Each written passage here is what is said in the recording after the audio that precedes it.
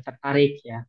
Bahkan magister saya pun tesisnya tentang eh, Nabi Isa dalam pandangan Ahmadiyah. Oh ya, menarik. Nabi Isa dalam pandangan bukan nabi yang lain, bukan nabi setelah Nabi Muhammad ya dalam pandangan Ahmadiyah. Waduh, bukan, Pak.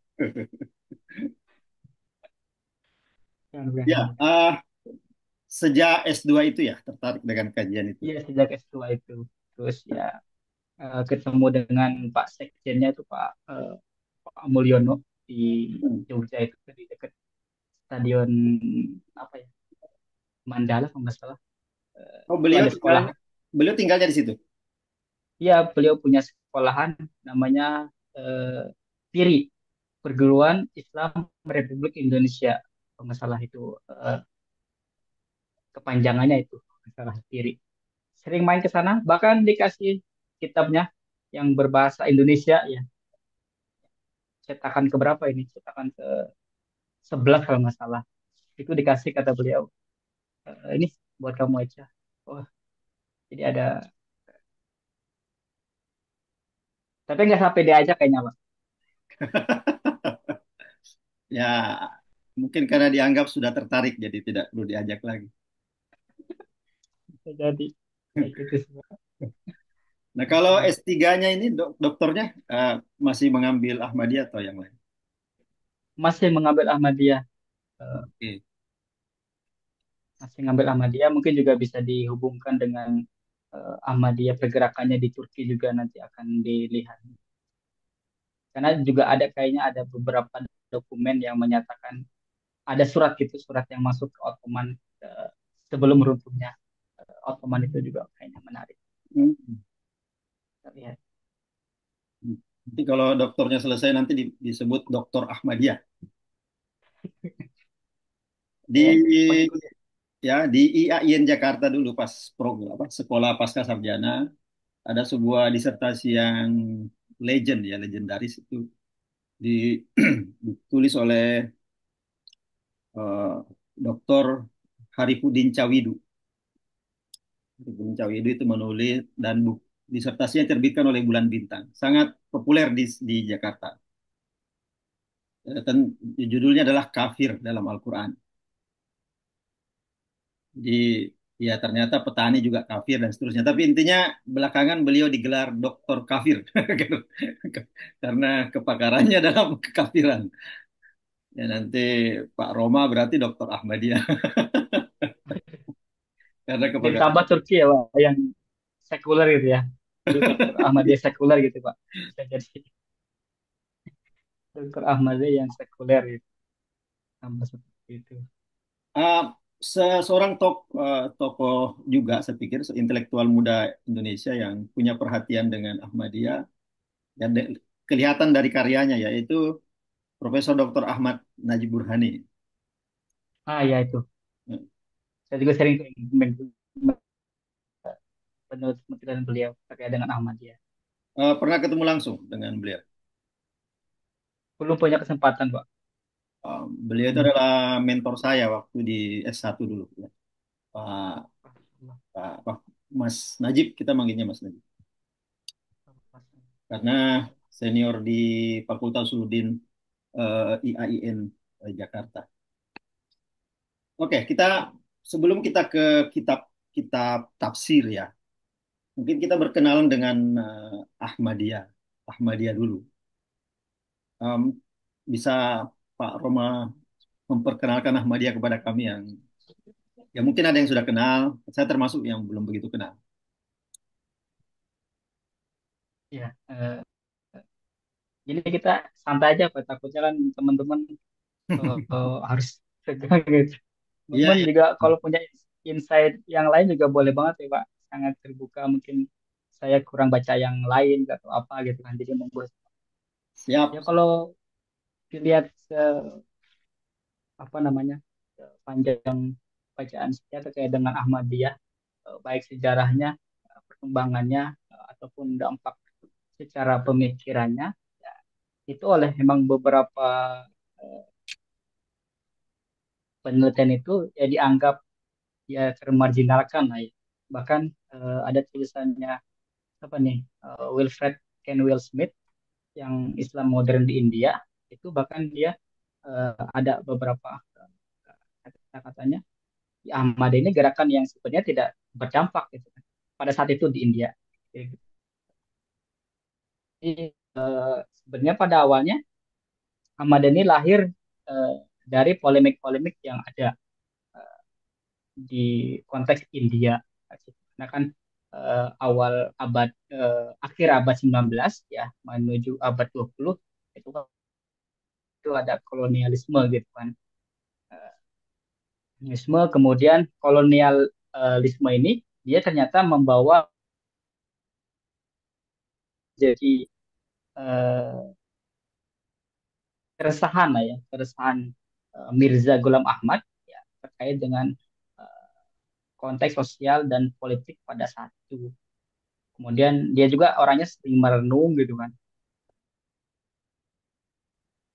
Nah, akhirnya pada 89 ya, pada 89 itu 1889 ya, ya dia inilah mendirikan sebuah gerakan yang sebenarnya gerakan Ahmadiyah ini oleh beberapa peneliti anggap non politis ya, non politis ya hanya sebatas gerakan teologi saja ya, teologi saja seperti itu.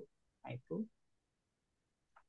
karena dia banyak keresahannya tadi kolonial, kemudian melawan westernisasi yang dibawa oleh Sir Said Ahmad Khan itu, kemudian juga berkonfrontasi dengan kelompok-kelompok Hindu, Buddha, ya dan kelompok-kelompok lainnya, yaitu dia bahkan juga kelompok-kelompok Bahai juga itu mengalami gesekan. Jadi Ahmadiyah itu muncul memang penuh polemik juga. Jadi dilihat dari eh, seperti itu. Jadi eh, secara sahnya itu 1889 seperti itu. Itu sih Pak.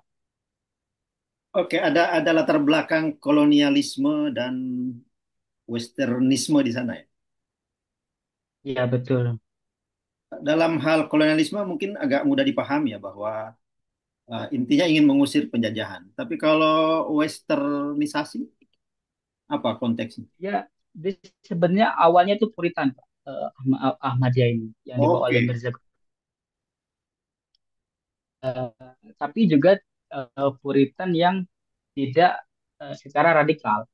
Ya, jadi ada inilah ada nuansa-nuansa liberalnya, ya nuansa. Jadi itu memang di satu sisi berpolemik dengan westernisasi, tapi berdamai dengan eh, literatur Islam lainnya, tapi juga di satu sisi berpolemik dengan eh, literatur Islam yang biasa yang sudah dikenal juga apa namanya ber apa namanya berdampingan dengan Barat gitu sih. Tapi pada awalnya memang dia Puritan, kemudian ya berkembang. Nah, dengan hadirnya terpecahnya dua kelompok Ahmadiyah ini, ini sedikit eh, membedakan bisa kita lihat pola pikir dari kedua kelompok Ahmadiyah ini yang terpecah, yaitu ada Qadian sama Lahore. oke. Kita sebelum ke perpecahan itu ya, kita misalnya katakanlah begini Kak, ketika westernisasi atau kolonialisme datang ke dunia Islam, itu kan menghasilkan atau direspon dengan dua macam. Ya. Ada respon kagum misalnya, konon kabarnya perlu diverifikasi di, oleh kawan-kawan. Misalnya ketika masuk ke Mesir, ya kemudian ada rasa kagum orang Mesir terhadap penjajahan pada waktu itu. Itu misalnya apa Napoleon Bonaparte yang datang ke sana dan membuat kagum beberapa orang dan kemudian sampai pada kesimpulan bahwa kalau kita mau maju maka kita harus mengikuti mereka. Ketika disebut tadi oleh Mas Roma tentang anti westernisasi, artinya Ahmadiyah pada waktu itu justru tidak terkagum-kagum dengan kemajuan apa ke Ya, modernitas yang diperlihatkan dan dibawa oleh Barat atau gimana? ya. Sebenarnya ditulis di sini oleh si Wilfred Kenwell ini Ahmadiyah ini apa namanya pada saat itu protes terhadap rasionalisme dan juga westernisasi Sir Said Ahmad Khan. Oke. Dan pada waktu yang sama juga merupakan protes terhadap dekadensi Islam di zaman itu. Nah, sehingga Ahmadiyah itu mengkombinasikan spirit pembaruan ortodoks murni, corak liberalisme baru, irasionalisme ISIS, dan juga otoritarisme wahyu baru. Sehingga dia menyeru kepada orang ya, atau kelompok itu yang agak terpengaruh oleh kondisi-kondisi baru, namun tidak sampai menjadi penganutnya. Oh, kan kalau kita lihat dalam sejarah, baik baik yang anti westernisasi atau pro westernisasi, sesungguhnya concern mereka sama, ya bahwa mereka sama-sama ingin membuat Islam ini maju seperti dahulu kala. Ya, hanya saja cara mereka berbeda karena diagnosa mereka terhadap kemunduran Islam itu berbeda. Bagi yang pro westernisasi misalnya mengatakan bahwa kita mundur karena tidak mengikuti orang-orang yang maju, yaitu Barat. Sedangkan bagi yang anti westernisasi, mungkin argumen mereka adalah bahwa kita mundur karena kita meninggalkan ajaran Islam kita yang asli, yang sebenarnya. Ya. Sehingga kalau kita mau maju ya kita harus kembali kepada ajaran Islam yang tadi Mas Roma menyebutnya awalnya Puritan itu kan. Apakah seperti itu nada pada waktu itu nada Ahmadiyah pada waktu itu? Ya, seperti itu. Eh, Ada gambaran satu contoh anti westernisasinya misalnya ajaran anti westernisasinya itu kayak gimana gitu. Misalnya tidak boleh pakai jas seperti saya atau gimana? sih tidak disebutkan seperti itu, lebih ke ya bentuk-bentuk Atau itu lebih bawaan benci kepada kolonialisme sebenarnya. itu sebenarnya misi utamanya dia. Oke, jadi sebenarnya Lebih ke benci kolonialisme, sehingga dia apapun yang dibawa kolonialisme, salah satunya misionaris dan juga mungkin westernisasi, ya dia akan oke, oke, oke. kayak gitu. Nah, oke, kita sekarang melangkah ke mungkin jelas, tapi mungkin kawan-kawan yang masih ingin mendalami Ahmadiyah itu apa dari bagian kami tadi bagian yang kedua itu boleh bertanya nanti ya, atau di chat boleh kolom chat.